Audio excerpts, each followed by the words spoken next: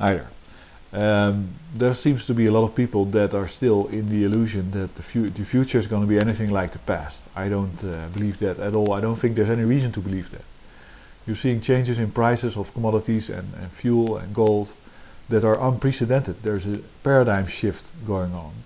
And it's a paradigm shift that basically does away with a lot of the ideas and the philosophy and the thinking that we have been able to have under let's say the oil saturation situation that we had. Basically, we had so much oil that whatever we did, we could get more oil to do it with. And if we start flying more, then we could have more oil to fly. And it's only a matter of course, the financial system worked very hard to print the money in order to get the oil.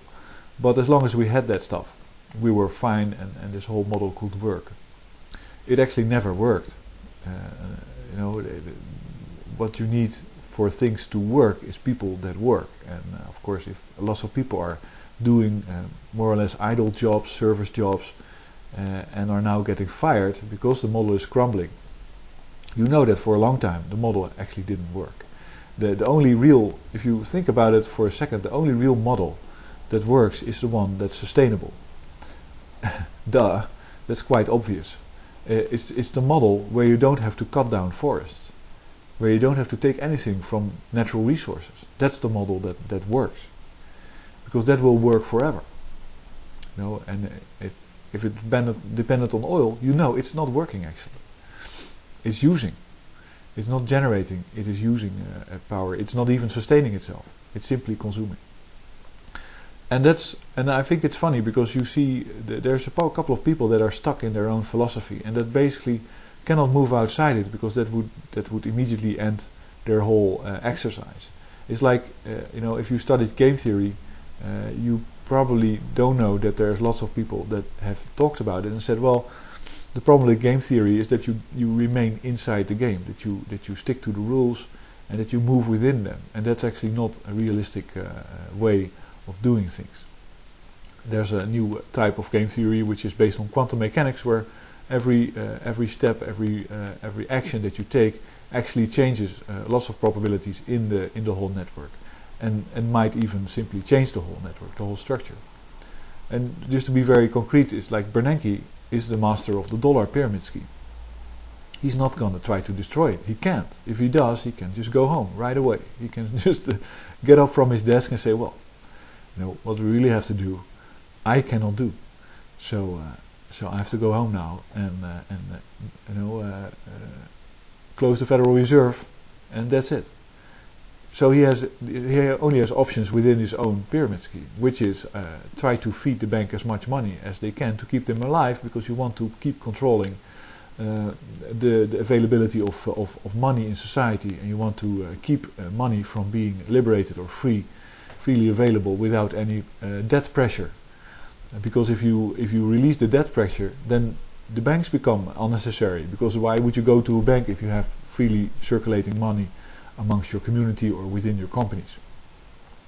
I talked about it in another video, but that's basically the balance is always between the money that banks bring into circulation in society, and how are they going to get that money back, because they will have to get it back. If they don't get it back, then people don't need the banks anymore.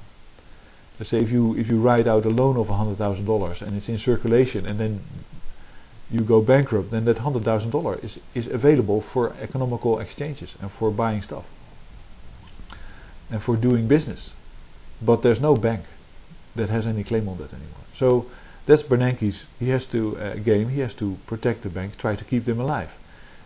If he increases the interest rates, he will kill the banks instantly. So he cannot do that. And that's because he's Bernanke. He's managing the dollar franchise. He cannot do anything else. If he does, then he has to go home. The dollar is kaput. That's the message then. We have to move to, a state resource-based bartering system. And suddenly, it's not important what he thinks anymore. It's completely irrelevant. And the whole economic cabal is then completely irrelevant. And I think that is, and you see that because he has that pyramid scheme, but there's other people with other pyramid schemes. That's basically the capturing environment in which you, to explain it is that you're in a safe, comfortable environment, and then there's a threat. So let's say you're in your home and you hear a noise in the back door. And that noise has all kinds of aspects, and somebody calls you up and says, well, I see from the other side of the road, I see your house, and there's a big man with a gun back door, and he has a very dangerous gun, and or he has a spear or something like that, and he starts describing it, and you're fascinated by it, and you're listening to him, and what's he doing? Oh, he's moving to the front, and it's just terrifying, and you're just... But what if you were somewhere else? It wouldn't matter at all. What if you're not in your house? What if you have 50 guys with a gun in your house? It wouldn't matter at all. So it's only the context that you're in that makes certain subjects and topics interesting. And just to, let's say, a concrete example of what I mean is, like if Webster Tarpley talks about the future and what will happen, he has to use the same terms as we use today, like corporate infrastructure, world economy, financial institutions. But the truth of the matter is they won't be there. The future will be nothing like the past. You won't, let's say there's a mugger in the back of your home.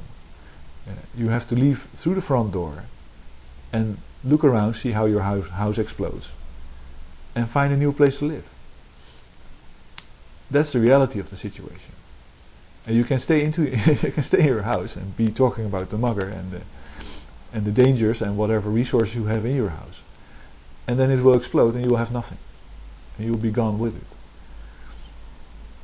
That's the reality of the situation, I think. That we have to realize that the world economy is kaput. That's not going to continue. That financial institutions are kaput, bankrupt. They're not going to help you. They're not going to be of any use in the future.